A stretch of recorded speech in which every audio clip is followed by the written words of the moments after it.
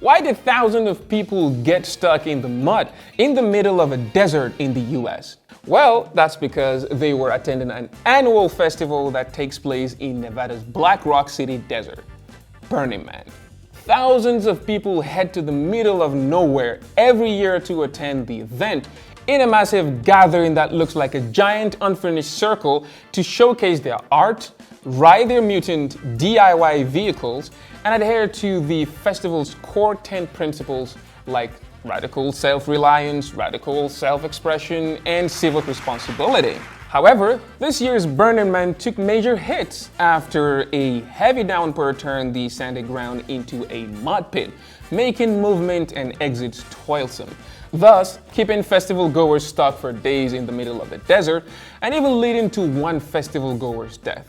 So why would anyone want to stay in a sandstorm-prone desert for a week anyway? Well, the post-apocalyptic Mad Max Fury-esque festival started in 1986, when two men, Larry Harvey and Jerry James, a landscaper and a carpenter respectively, burned a 2-meter-tall effigy resembling a man in the name of radical self-expression.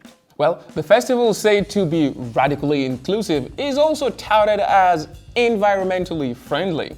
Certainly, the customary burning of a giant effigy or ultra-rich attendees using private jets to reach the site doesn't trigger carbon emissions.